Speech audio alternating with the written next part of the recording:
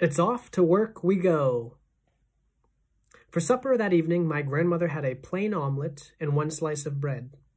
I had a piece of that brown Norwegian goat's milk cheese known as Gjetost, which I had loved even when I was a boy. We ate in front of the fire, my grandmother in her armchair and me on the table with my cheese on a small plate. "Grandmama," I said, "now that we have done away with the Grand High Witch, will all the other witches in the world gradually disappear?" "I'm quite sure they won't," she answered. I stopped chewing and I stared at her. "But they must," I cried. "Surely they must." "I'm afraid not," she said. "But if she's not there any longer, how are they going to get all the money they need? And who's going to give them orders and jazz them up at the annual meetings and invent all the magic formulas for them?" "When a queen bee dies, there's always another queen in the hive ready to take her place," my grandmother said. "It's the same with witches. In the great headquarters where the Grand High Witch lives, there's always another Grand High Witch, waiting in the wings to take over should anything happen." "Oh no," I cried. "That means everything we did was for nothing. Have I become a mouse for nothing at all?" "We saved the children of England," she said. "I don't call that nothing." I know, I cried. "But that's not nearly good enough. I felt sure that all the witches of the world would slowly fade away after we had got rid of their leader. Now you tell me that everything is going to go on just the same as it did before?" "Not exactly as before," my grandmother said. "For instance, there are no longer any witches in England. That's quite a triumph, isn't it?" "But what about the rest of the world?" I cried. "What about America and France and Holland and Germany? And what about Norway?" "You must not think I have been sitting back and doing nothing these last few days," she said. "I have been giving a great deal of thought and time to that particular problem." I was looking up at her face when she said this, and all at once I noticed that a little secret smile was beginning to spread slowly around her eyes and the corners of her mouth. "Why are you smiling, Grandmama?" I asked her. "I have some rather interesting news for you," she said. "What news?" "Shall I tell it to you right from the beginning?" "Yes, please," I said. "I like good news." She had finished her omelet, and I had had enough of my cheese. She wiped her lips with a napkin and said, "As soon as we arrived back in Norway, I picked up the telephone and made a call to England." "Who in England, Grandmama?"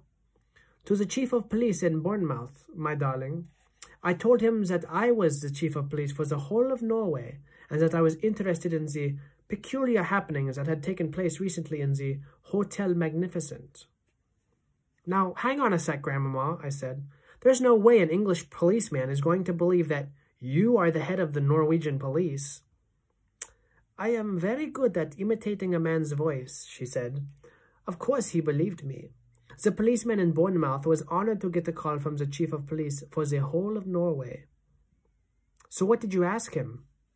"I asked him for the name and address of the lady who had been living in room 454 in the Hotel Magnificent, the one who disappeared." "You mean the Grand High Witch?" I cried. "Yes, my darling." "And did he give it to you?" "Naturally, he gave it to me. One policeman will always help another policeman." "By golly, you've got a nerve, Grandmama." "I wanted her address," my grandmother said. "But did he know her address?" "He did indeed. They had found her passport in her room and her address was in it. It was also in the hotel register. Everyone who stays in a hotel has to put a name and address in the book." "But surely the Grand High Witch wouldn't have put her real name and address in the hotel register?" I asked. "Why ever not?" my grandmother said. "Nobody in the world has the faintest idea who she was except the other witches. Wherever she went, people simply knew her as a nice lady. You, my darling, and you alone, was the only non-witch ever to see her with her mask off. Even in her home district, in the village where she lived, people knew her as a kindly and very wealthy baroness who gave large sums of money to charity. I have checked up on that." I was getting excited now. "And that address you got, Grandmama, that must have been the secret headquarters of the Grand High Witch." "It still is," my grandmother said, "and that will be where the new Grand High Witch is certain to be living at this very moment, with a retinue of special assistant witches. Important rulers are always surrounded by a large retinue of assistants. Where is her headquarters, Grandmama? I cried. Tell me quick where it is. It is a castle, my grandmother said, and the fascinating thing is that in the castle will be all the names and addresses of all the witches in the world. How else could a Grand High Witch run her business? How else could she summon the witches of the various countries to the annual meetings? Where is the castle, Grandmama? I cried impatiently. Which country? Tell me quick. Guess, she said. Norway, I cried. Right first time, she answered. High up in the mountains above a small village. This was thrilling news. I did a little dance of excitement on the tabletop. My grandmother was getting pretty worked up herself, and now she heaved herself out of her chair and began pacing up and down the room, thumping the carpet with her stick. So we have work to do, you and I, she cried out. We have a great task ahead of us. Thank heavens you're a mouse. A mouse can go anywhere, and all I'll have to do is put you down somewhere near the Grand High Witch's castle, and you will very easily be able to get inside and creep around and look and listen to your heart's content. I will, I answered. No one will ever see me. Moving about in a big castle will be child's play compared with going into a crowded kitchen full of cooks and waiters. You could spend days in there if necessary, my grandmother cried. In her excitement, she was waving her stick all over the place, and suddenly she knocked over a tall and very beautiful vase that went crashing onto the floor and smashed into a million pieces. Forget it, she said. It's only Ming. You could spend weeks in that castle if you wanted, and they'd never know you were there. I myself would get a room in the village, and you could sneak out of the castle and have supper with me every night and tell me what was going on. I could, I cried out. And inside the castle, I could go snooping around, and snooping around simply everywhere.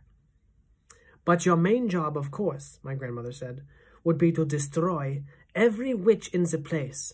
That really would be the end of the whole organization. Me destroy them? I cried. How could I do that? Can't you guess? She cried. Tell me, I said. Mouse Maker, my grandmother shouted. Formula 86, delayed action mouse maker. All over again. You will feed it to everyone in the castle by putting drops of it into their food. You do remember the recipe, don't you? Every bit of it, I answered. You mean we're going to make it ourselves? Why not? She cried. If they can make it, so can we. It's just a question of knowing what goes into it. Who's going to climb up the tall trees to get to the Gruntle's eggs? I asked her. I will, she cried. I'll do it myself. There's plenty of life in this old dog yet. I think I'd better do that part of it, Grandmama. You might come a cropper. Those are just details, she cried, waving her stick again. We shall let nothing stand in our way. And what happens after that? I asked her. After the new Grand High Witch and everyone else in the castle have been turned into mice, the castle will be completely empty, and I shall come in and join you and... Wait, I cried. Hold on, Grandmama. I've just had a nasty thought. What nasty thought? She said. When the mouse maker turned me into a mouse, I said, I didn't become just any ordinary mouse that you catch with mouse traps. I became a talking, thinking, intelligent mouse person who wouldn't go near a mouse trap. My grandmother stopped dead in her tracks. She already knew what was coming next. Therefore, I went on, if we use the mouse maker to turn the new Grand High Witch and all the other witches in the castle into mice, the whole place will be swarming with very clever, very nasty, very dangerous, talking, thinking mouse witches. They'll all be witches in mouse's clothing. And that, I added, could be very horrible indeed. By golly, you're right, she cried. That never occurred to me. I couldn't possibly take on a castle full of mouse witches, I said. Nor could I, she said. They'd have to be got rid of at once. They'd have to be smashed and bashed and chopped up into little pieces exactly as they were in the Hotel Magnificent. I'm not doing that, I said. I couldn't anyway. I don't think you could either, Grandmama. And mousetraps wouldn't be the slightest use. By the way, I added, the Grand High Witch who did me in was wrong about mousetraps, wasn't she? Yes, yes, my grandmother said impatiently. But I'm not concerned with that Grand High Witch. She's been chopped up long ago by the hotel chef. It's the new Grand High Witch we've got to deal with now, the one up in the castle, and all her assistants. A Grand High Witch is bad enough when she's disguised as a lady, but just think of what she could do if she were a mouse. She could go anywhere.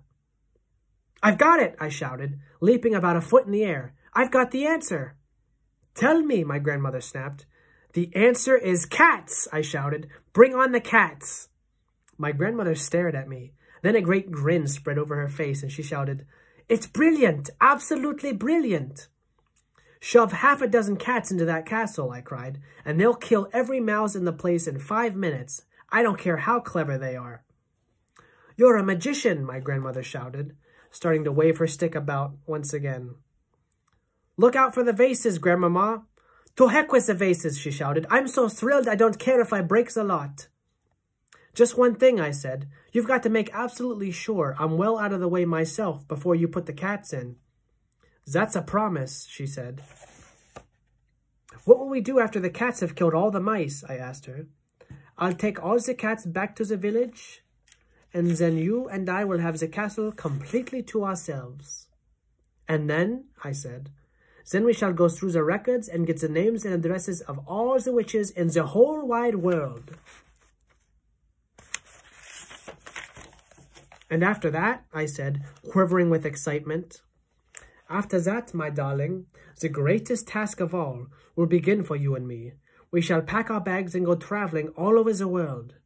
In every country we visit, we shall seek out the houses where the witches are living. We shall find each house, one by one, and having found it, you will creep inside and leave your little drops of deadly mouse maker in the bread or the cornflakes or the rice pudding or whatever food you see lying about. It will be a triumph, my darling. A colossal, unbeatable triumph. We shall do it entirely by ourselves, just you and me. That will be our work for the rest of our lives. My grandmother picked me up off the table and kissed me on the nose. Oh, my goodness me, we're going to be busy these next few weeks, and months and years, she cried. I think we are, I said, but what fun and excitement it's going to be. You can say that again, my grandmother cried, giving me another kiss. I can't wait to get started. The end.